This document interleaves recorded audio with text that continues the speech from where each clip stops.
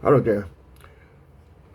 Tonight I am going to read the um, article written by, of course, uh, Xi Jingtao and Siri Yip on the on uh, on a memorable part of history regarding Jiang Zemin with his success in recovering of the U.S.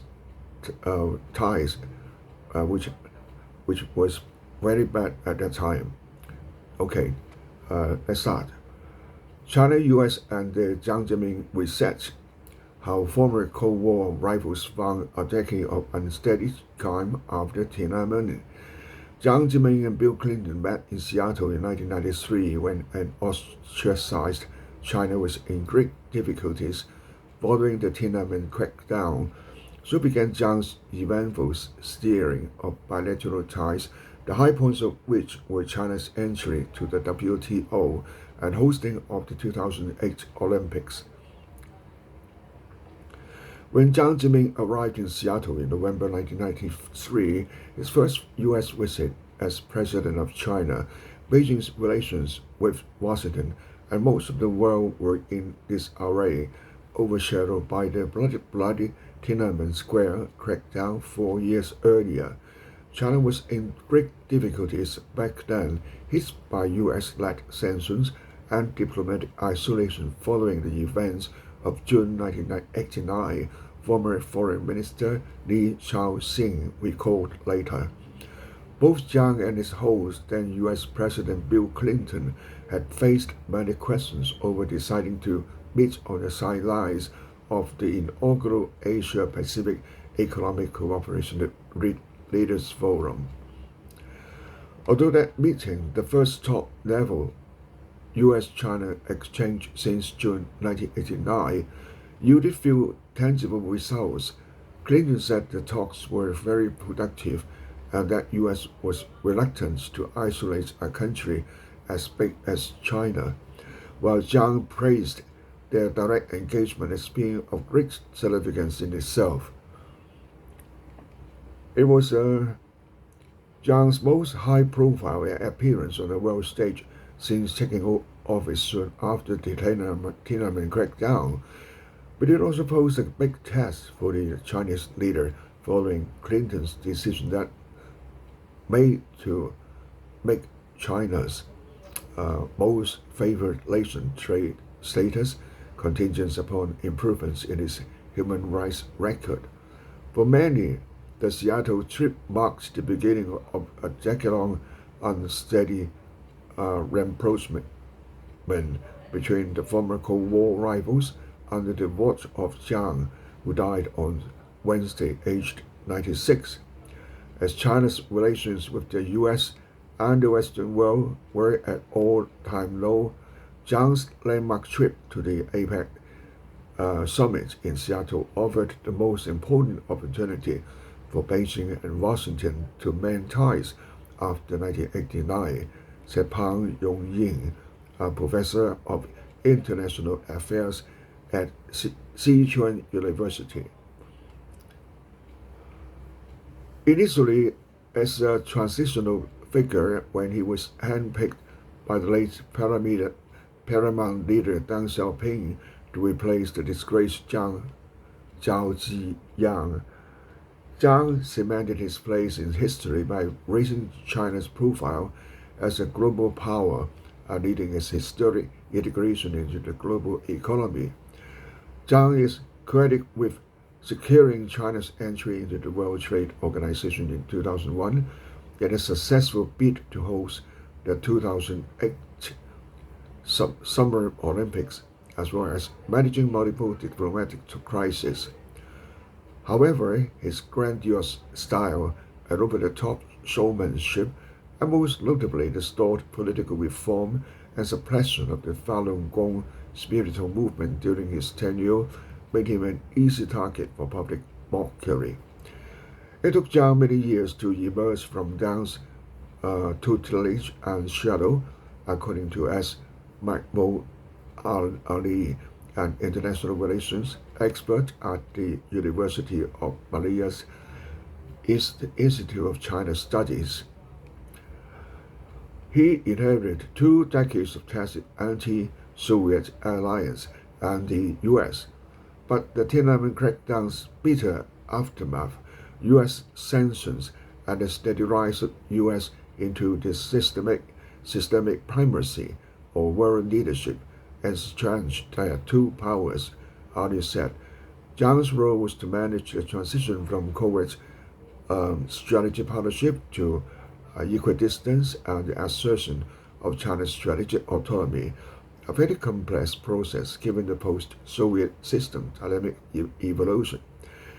While Clinton pledged to take a new path when with Beijing, hoping to use closer economic ties to increase American influence, tensions over Taiwan and human rights flared intermittently.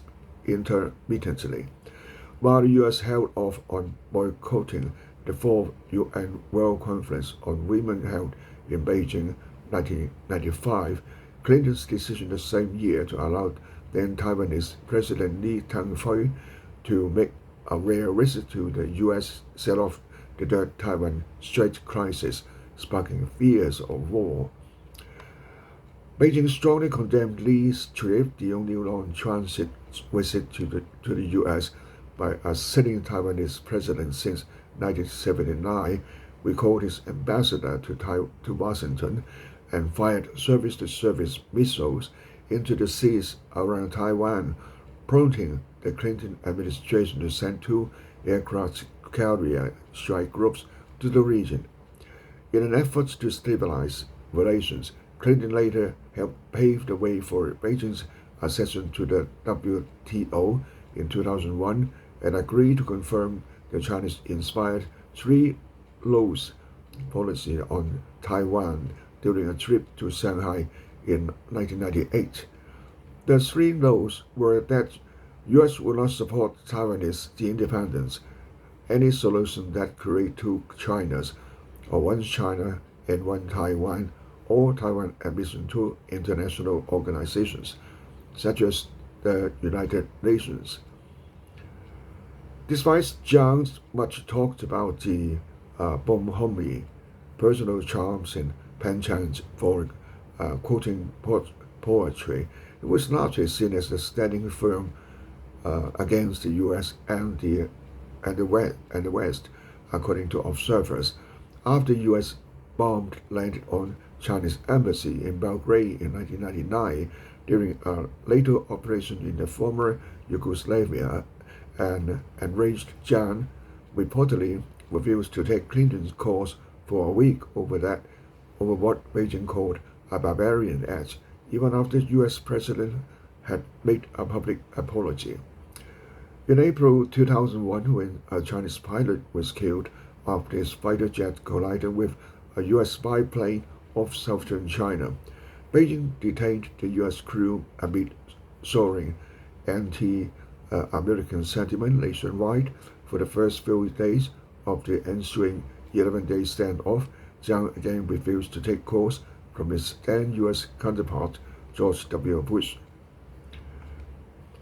But a turning point in bilateral ties followed the September 11 terror attacks the same year, when the U.S. turned to China for support of its war on terror. With Jiang then at the height of his power, Bush led a huge delegation to the 2001 APEC summit in Shanghai that October to personally seek his cooperation. The year was officially described by Beijing as ushering in a period of strategic opportunity, with the U.S. preoccupied with its war in the Middle East and its sometimes hardline stance on China put on hold for a decade. Andy Mock, senior research fellow at the Center for China and Globalization, a non-government think tank in Beijing, said China's top priority during Jiang's era was establishing a path to prosperity through its massive, diligent, skilled, and cheap labor force. An accession to the WTO, which was achieved in 2001 was crucial for its success. As such, direct responses to attacks such as U.S. bombing of the Chinese embassy in 1999 and the 1996 Taiwan crisis had to be minimized for the greater long-term good, Mok said.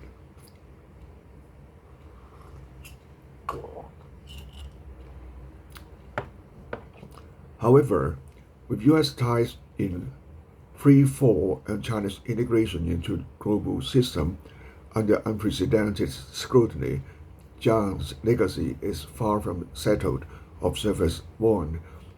Xinjiang oversaw the best period in U.S.-China ties, which laid the groundwork for its successors, but it's premature to write about his legacy, as much of his efforts and accomplishments come under attack, said Pang at Sichuan University. That's all for this story. This piece is an integral part of a bigger story to be taken up by some other author in regard to the story covered Jiang Zemin's lifetime's achievement in China. Okay, bye bye.